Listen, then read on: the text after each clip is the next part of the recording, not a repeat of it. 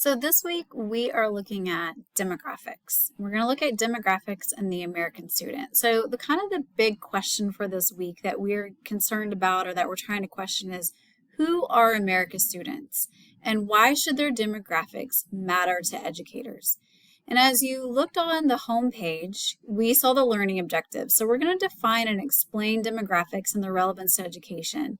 And this little PowerPoint video, it should go over like how to identify major demographic characteristics, describe significant changes occurring in the U.S., explain two ways demographic change can influence schools, colleges, educators, and educational policy, and then also recognize why demographic information should be considered without making assumptions about individuals. So I have here kind of the major points, and I think there are about 6 major points that I want to cover. So let's get started. There are 6, go me. Here are the 6 points I want to cover. I want to look at demographics. What are they? What does that word mean? America's students are changing, so the changing population. And demographics are not the same everywhere. Why do demographic changes matter to schools? Demographics, how they can influence educational decisions. And then the danger of turning demographics into assumptions. So let's start with what are demographics, right? What does that word mean? So demographics are characteristics used to describe populations. So in education, when we look at that demographic information helps us understand who attends our schools and colleges. Some demographic categories we're going to examine will include things like race, ethnicity, ability, religion, socioeconomic status. Does this all kind of look familiar to the terms that you were supposed to write down and have a quiz over last week? So it's kind of the same thing. Not all of those are demographics, but a lot of those words that I had you look up and define, those are demographics. So national origin and citizenship, language, sexual orientation, gender, and there's other things too. But demographic categories, they really help researchers and educators recognize patterns across large groups of people.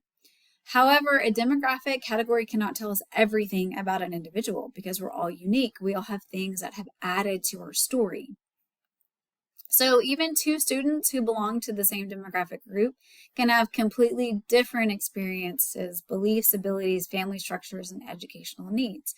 So it does give us information about populations and helps to describe some of that information, but it doesn't define individuals. And that's what I want you to remember as we're working our way through.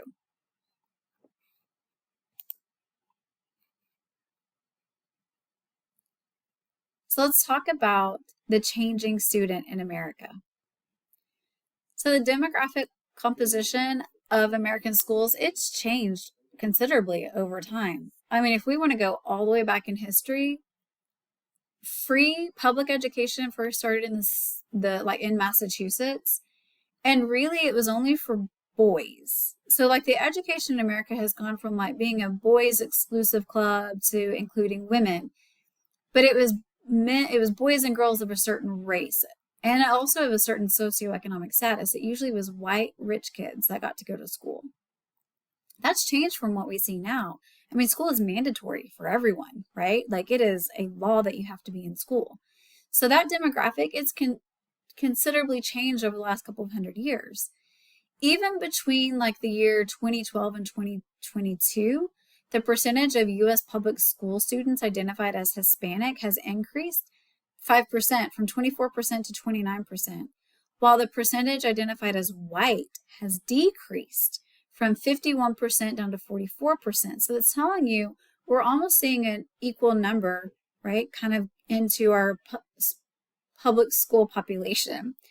The percentage identifying with 2 or more races has also increased, right? So we're seeing mixed couples and mixed families, and those students are increasing. That, 100 years ago, even less than that, was against the law to have mixed race babies or to have mixed race relationships. So we see that now. My son is mixed race, and he's allowed to go to school. Yay. But in the fall of 2022, approximately 49.6 million students attended U.S. public elementary and secondary schools. But racial and ethnic diversity is only one part of the picture, right? Schools also educate students who differ in these things, who have language differences. Students may speak English or Spanish, or here Dene, Arabic, Mandarin, Vietnamese, or hundreds of other languages at home. Socioeconomic status plays into it. So students come from families with dramatically different levels of income, of wealth, of housing stability, and access to educational resources. Ability. Classrooms include students with different physical, cognitive, developmental, and learning needs. We are seeing more and more students who are going like more mainstream with autism. Highly functioning autistic students, we're seeing more and more of those in just regular classrooms, if you will. Sometimes they're pulled out for intervention if they need it, but we're seeing students coming in with all sorts of abilities. We're seeing different religions represented in our classrooms. So students and families represent many religious traditions as well as secular or non-religious perspectives, and also family and identity. Students also differ in family structure and gender, sexual orientation, citizenship status, national origin, and other aspects of identity. So throughout this course, we will examine these categories individually, but for now, the most important point is simple. There is no single typical American student. There we go. And demographics are not the same everywhere. National statistics can be really helpful, but they don't describe every classroom in every city and every town, right?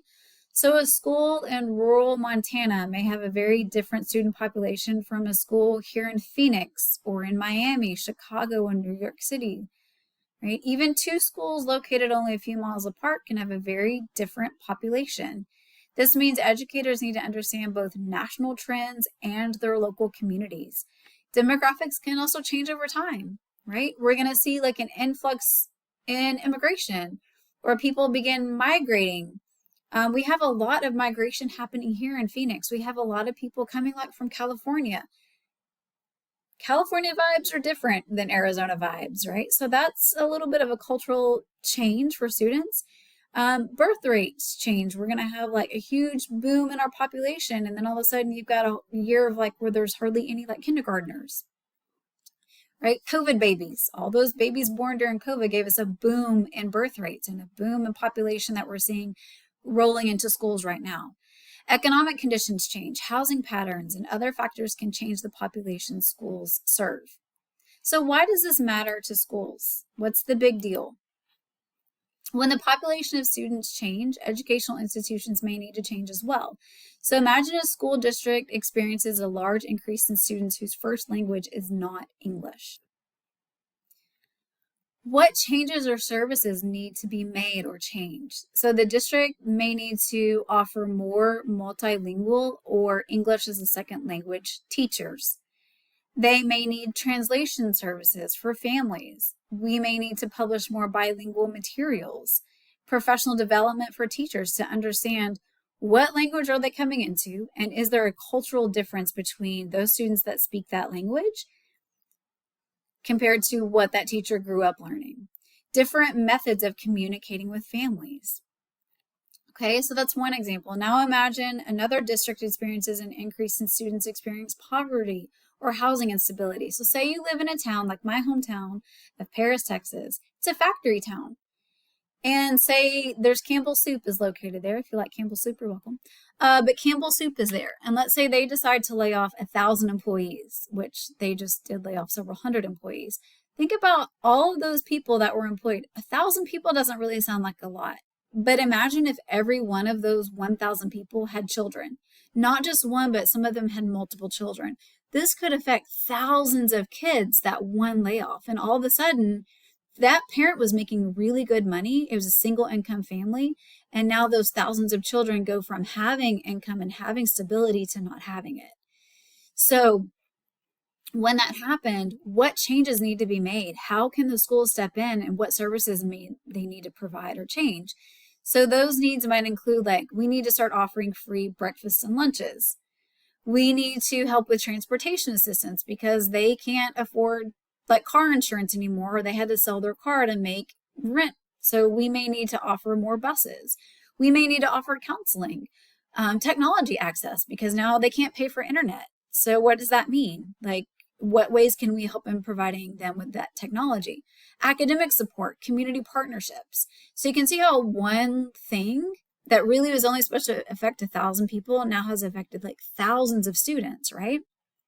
So that demographic change itself doesn't automatically tell educators what an individual student needs. It can, however, help schools identify patterns and potential needs within the population that they are serving. So how can demographics influence educational decisions? So how does it affect decisions about curriculum? Whose histories, experiences, and perspectives appear in what students study? Staffing, what specialists, teachers, counselors, and support staff are needed? Communication, how does the institution communicate effectively with students and families? What if not everyone has internet? What if not everyone has a cell phone that they can easily access and see what's going on? What other modes of communication do you have with families? What educational resources are needed most? What services might remove barriers to student success? And are existing policies serving students equitably? These questions are going to become really important as we move throughout the semester. So we're going to come back and visit the questions surrounding curriculum, staffing, communication, resources, student services, and policies. And then also the danger of turning demographics into assumptions. So there is an important distinction that we need to establish at the beginning of this course. Recognizing demographic patterns is not the same thing as stereotyping students. Okay, so think about this. Suppose data show that a particular group experiences lower college completion rates. That information can help educators investigate barriers. It does not mean that an educator should expect an individual student from that group to struggle. Good educators, we learn about the population we serve while still treating students as individuals. And so this tension of recognizing patterns without reducing people to categories is going to be really important throughout this course.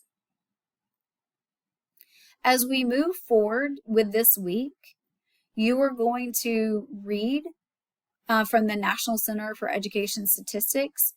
There's a racial ethnic enrollment in public schools article I want you to read about, and then you're going to answer some questions over that, right?